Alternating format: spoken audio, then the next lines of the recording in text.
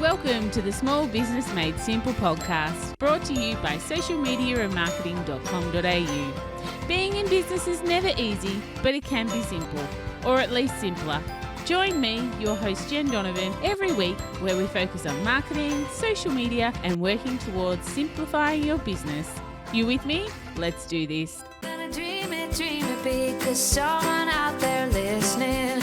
Everyone's got a voice to give, and it's time I heard you whistling, 'cause there's no point at all, in dreaming small. Why, hey there, my fabulous listener. Welcome to episode 173 of the Small Business Made Simple podcast. Today, we are going to talk about planning for 2022 and the questions you need to be asking yourself.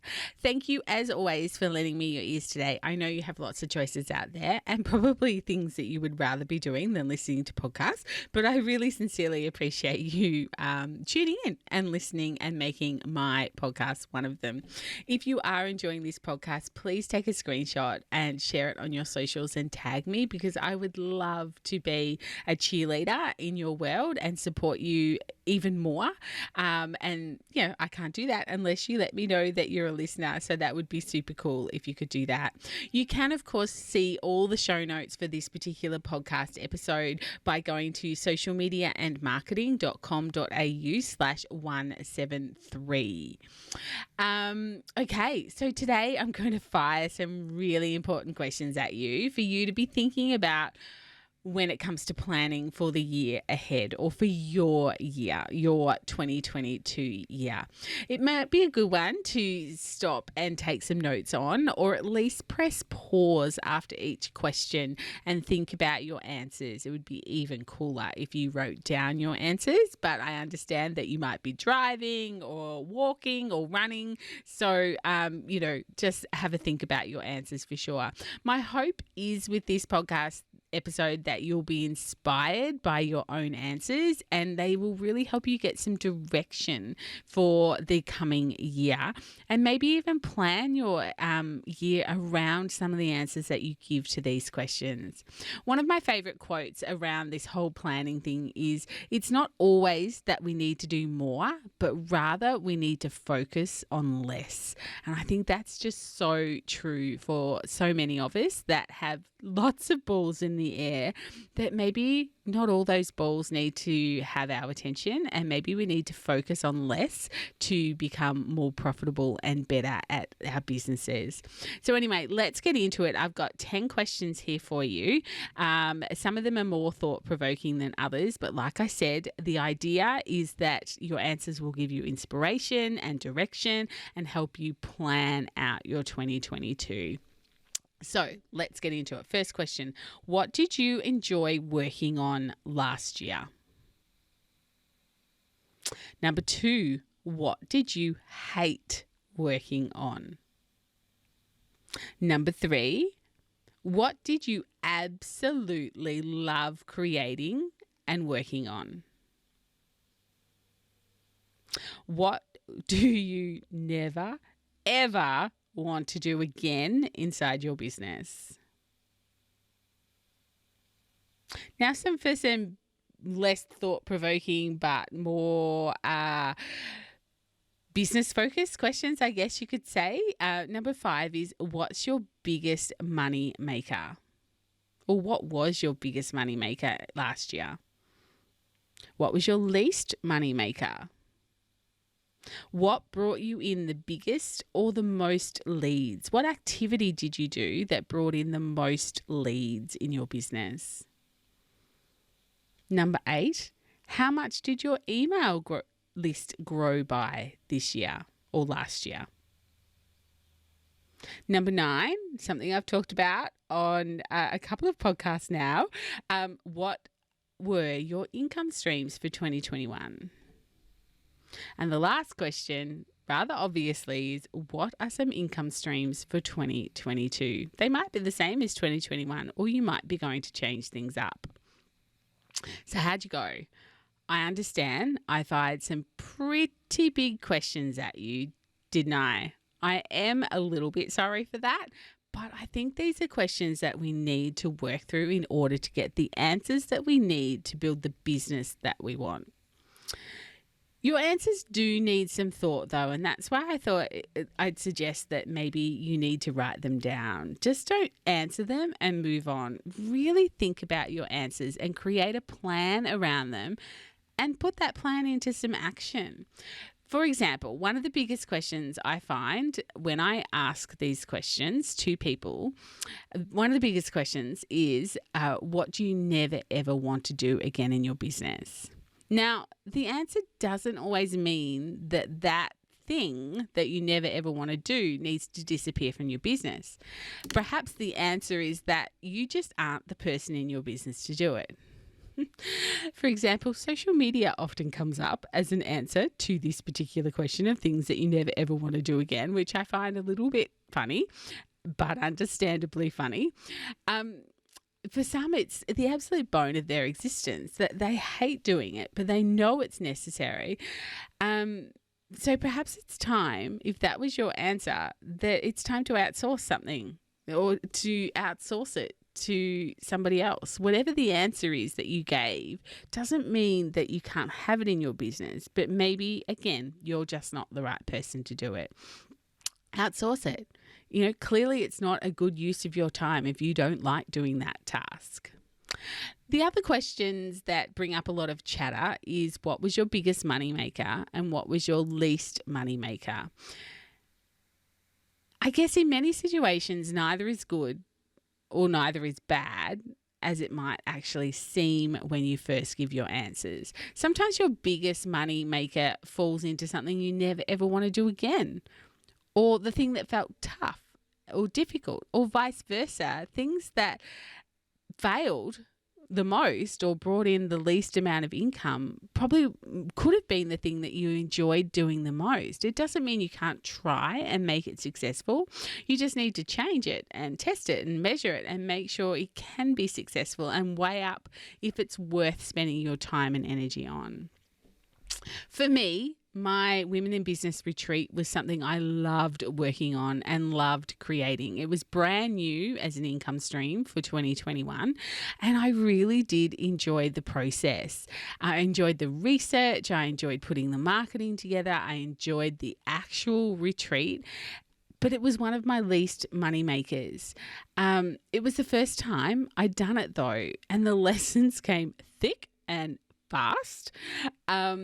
And I really do think that I can make it a profitable income stream in my business. It might take a few goes. I'm not ridiculous enough to think that, everything I touch turns to gold. Like, these things do take effort and energy and tweaking. But for me, the joy that it brought, it's well worth trying to do it again and making it more profitable. And again, because there were so many lessons, I know what I did wrong, or I know where to look to make some changes that can help make something profitable. Of course, not everything needs to be profitable in your business. Sometimes you can do things for the love of doing it, but if that is your whole business model, then it's kind of more like a hobby than a business. I don't mean to offend anyone by saying that, but we are in business to make money. So for me, it does need to make money. It doesn't always have to happen the first time, such as my Women in Business retreat. But at the end of the day, if it can't make me money, it really does need to move aside for other activities that can. But for me, I will definitely be trying my business, my Women in Business retreat again as an income stream. For more thoughts and exercises on income streams, tune in next week for an episode that's all about that subject, all about income streams. I think you'll really get some great inspiration and ideas around that. And also it will really help nudge you into thinking about your marketing strategy as well. In full, we're friends, aren't we, disclosure, I must say that one of my biggest income streams for 2021, the one that brought in considerable amount of money, was really unfulfilling and exhausting and not something I enjoyed. It's something I 100% have to work on this year, because I just can't make that income stream disappear. It's just not it's just not practical to do that for a whole host of reasons that I can't go into on a podcast. But I need a plan, Stan. I need a plan to make that income stream work for me. I need to break it down into sections, and rather than just saying I didn't enjoy that, I found it exhausting and unfulfilling, I need to find the elements that I do like. I need to find the elements that I did enjoy doing and outsource the rest of it so that it can still be an income stream, but it's not taking up my time with a task that I really aren't enjoying. Because no one said that business was easy, right? Simple? Absolutely. Easy? Heck no, not easy at all. So again, what are some of the things that you enjoyed in your business? What are some of the things you didn't enjoy in your business? And how are you going to work through those in 2022? Again, I don't want you to answer these questions and then write it off. That didn't earn me money. Bang, it's gone. That earned me heaps of money. Excellent. I'm going to put all my energy in there. It's not the way we can work and feel fulfilled and feel like it's bringing us joy. We need to do what feels right for us, what brings us happiness at the end of the day, because this is our business. We get to make the big decisions. So, answer the questions, but really have a think about what you can do with those answers, how they can affect what you will do going forward in 2022. All right, before I sign off this question asking podcast episode to make you think and make amazing action decisions, because the world needs more action takers, I want you to ask yourself these 3 questions as well. Number 1, if 2022 could bring me one thing, what would it be? What would be the one thing you want out of 2022? That big, hairy, audacious goal. It doesn't even have to be business related. What's the one thing it could bring you? Question 2, what's one thing you could do every week, or maybe even every day, to make you happier and bring you more joy in 2022? Just one thing, can be a little tiny microscopic thing, but what is it that you can do every week to bring you more joy and to make you happier? When you find that thing, write it on the biggest sticky note you can find, or the brightest sticky note you can find, and stick it front and center so you are reminded to do that activity every week and the reason why. And my final question is, what do you need help with? What do you need help with to make your business a better business, to make your business a more profitable business, to make your business a happier business?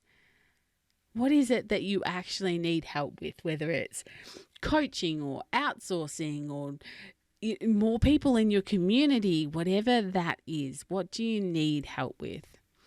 And if it's something you need help with and I'm the person to help you, I'm more than happy to have a bit of a chat with you around this. Feel free to reach out through a DM or book a discovery call, or of course come through the Like-Minded Business Owners Facebook group and tag me.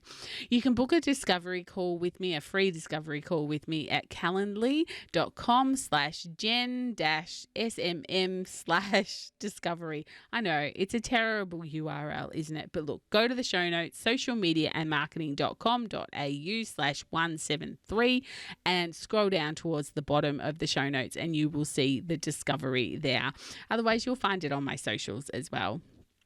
And of course, you can find everything you need on that link for the show notes. But before I head off, don't forget about my planning day and my content planning day. If you haven't signed up, there's still time, but only just. So if you're listening to this in real time, Monday the 17th of January is my virtual planning day, and Thursday the 20th of January is a content planning day. You can find both those links in the show notes or on my Instagram link. Otherwise, send me a DM or an email and I will send those links to you. Otherwise, that's it. I think that's enough questions for one episode. I will see you back here for episode 174. But in the meantime, are we social?